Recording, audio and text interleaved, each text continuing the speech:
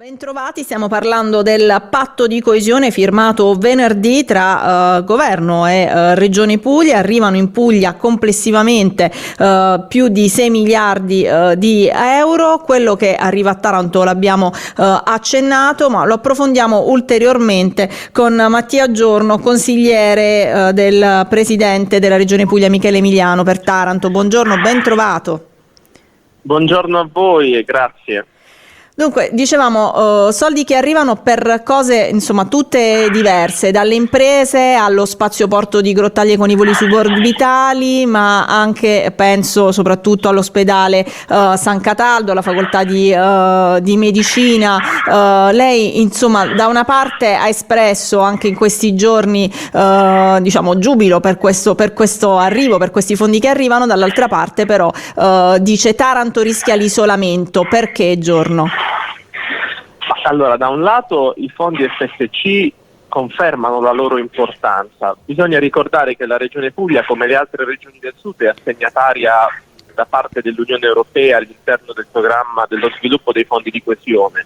Questo vuol dire che le aree più svantaggiate di Europa, o quelle che hanno bisogno di correre di più per superare le differenze con altre zone d'Europa, ricevono questi soldi. Quindi il governo ha semplicemente riconosciuto alla Puglia quello che aspettava, in realtà con più di un anno di ritardo. Abbiamo dovuto fare anche abbastanza dibattito politico, ecco, la mettiamola così, politico-istituzionale, però il risultato è stato positivo.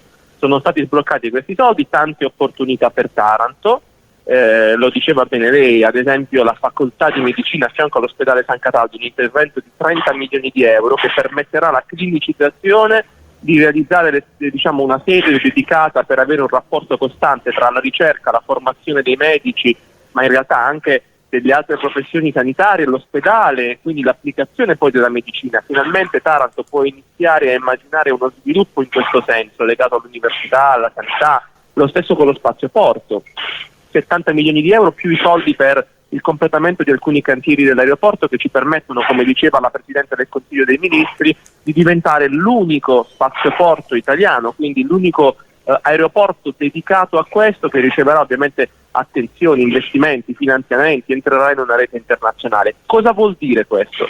Che i fondi FSC disegnano lo sviluppo di un territorio non solo immediato, ma anche delle prospettive future. Questi sono investimenti che resteranno in piedi per 30-40 anni, destinando la nostra terra a scegliere quel percorso, lo spazioporto, l'università, investimenti infrastrutturali sulle strade e via dicendo. Perché la polemica? Il comune di Taranto, voi lo sapete, il sindaco lo ha ribadito più volte negli ultimi mesi, ha preso le distanze da pari, detto in maniera un po' populistica, che in realtà vuol dire dalla Regione Puglia. Questo si è trasformato nell'assenza totale del comune dal tavolo, io dico, di concertazione istituzionale, cioè dai rapporti ordinari con la Regione che ti permettono di poter dire finanziamo questo piuttosto che quest'altro. Allora il lavoro l'abbiamo dovuto fare noi come rappresentanti del territorio, ma voi immaginate che quando la Presidente era in Regione non c'era nessun esponente del Comune di Taranto, quindi questo conferma l'isolamento. Ci siamo persi mesi sulle polemiche, sulle divisioni, che in realtà servivano solo a giustificare atti come l'elezione di Giabbate Presidente del Consiglio Comunale. Invece Taranto ha bisogno di politica. Giorno a lavorare. Sì, diciamo questo è chiaro, insomma la vostra posizione è chiara su questo. Io vorrei tornare però proprio sul tema del patto di coesione, di quello che arriverà e non arriverà a Taranto, perché per esempio lei sottolineava la Biennale del Mediterraneo non è stata presa in considerazione, era un grosso progetto. Che fine farà, se ci sarà? Quella è una vicenda un po' complessa, cioè la Biennale del Mediterraneo doveva essere finanziata dai fondi del JTF, non sarà finanziata dal JTF perché l'autorità di gestione a Roma la ritiene inammissibile ai sensi del regolamento. Allora spieghiamo, JTF sarebbero Just Transition Fund, altri soldi dedicati a Taranto che arriveranno dal prossimo anno per essere spesi. Doveva essere finanziato sui fondi FSC, come ci aveva detto il sindaco, se la sarebbe dovuta caricare, ecco, lasciatemi dire così, il governo, ma non c'è traccia. Questo vuol dire che anche il governo, da questo punto di vista, non ha rapporti politici stabili con il territorio. Ed è un problema, se Taranto non ha rapporti con la regione, non ha rapporti col governo, è condannata ad essere isolata. Questo non fa nient'altro che male ai cittadini, alle possibilità concrete di sviluppo del territorio, e ci prospetta davanti a noi altri 2 anni e mezzo di buio. Noi non possiamo permettercelo, così come se il comune fosse parte attiva della concertazione, del dialogo istituzionale con la Regione, sarebbe potuto permettere anche di fare delle scelte piuttosto che delle altre, cioè chiedere delle cose diverse, ma questo non lo sapremo mai perché non è avvenuto. Per fortuna con i consiglieri regionali, con gli assessori regionali, col collega Borraccino, con l'onorevole Pagano abbiamo lavorato perché ci fossero tutta una serie di investimenti garantiti, come la non perdita dei finanziamenti della Tolzana Vetrana, come la progettazione della strada che collega il casello di Mastafra a Taranto ad alto scorrimento, quindi tutta una serie di cose che nei prossimi anni vedranno la luce e che saranno importanti per tra i progetti anche quello del dissalatore sul fiume Tara da 82 milioni di euro. C'è particolare attenzione sul tema dell'acqua, ci sono anche altri progetti, il potenziamento del depuratore Gennarini, anche San Giuliano, la condotta, ma in particolare su questo del Tara Manduria, no? certo, su questo del Tara c'è insomma l'occhio anche non solo delle associazioni ambientaliste ma anche di ARPA Puglia, perché insomma come sappiamo l'agenzia regionale di protezione ambientale esprime i suoi dubbi e teme che questo fiume scompaia con appunto il dissalatore.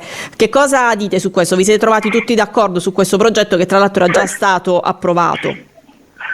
Io credo che le infrastrutture, in questo caso come i dissalatori, siano strategiche per prevenire la siccità nei prossimi anni. La scelta è tra il garantire la possibilità non solo agli agricoltori ma a tutto il sistema anche di vita della nostra provincia di avere le risorse idriche. Non so se avete visto quello che sta succedendo in Sicilia, è assurdo, siamo nel 2024 e non c'è acqua. Quindi bisogna fare in modo che le infrastrutture ci permettano di avere risorse idriche, perché altrimenti noi non possiamo sopravvivere nel nostro territorio. Tutte le criticità che sono sollevate, che hanno bisogno di essere approfondite, come è giusto che sia, devono essere rimesse alle conferenze dei servizi, agli organismi, alle agenzie come ARPA, che fanno il loro lavoro e che intervengono sia spiegando quelle che possono essere le criticità, ma solitamente anche proponendo dei correttivi che poi gli enti dedicati alla realizzazione delle opere devono inevitabilmente accogliere. Quindi da questo punto di vista, se deve essere fatto con tutti i crismi che prevede la normativa ambientale della sfera del territorio. L'ho chiesto anche a Iaia, lo chiedo anche a lei. Arrivano tanti soldi, lei ha parlato del Just Transition Fund, ma poi c'è il PNRR, appunto anche questi. Il timore della gente comune è che poi si perdano in tanti rivoli e non si vedano le infrastrutture, non si veda poi concretamente una trasformazione. Come si cerca di risolverlo questo? Insomma, state pensando a una cabina di regia? La Regione Puglia? La cabina di regia va attivata inevitabilmente. Io per esempio solleciterei l'onorevole Iaia, che è un esponente della maggioranza di governo, a chiedere che il CIS Taranto, che non è convocato ormai da 2 anni e 3 mesi, venga riconvocato, perché quella era la nostra cabina di regia.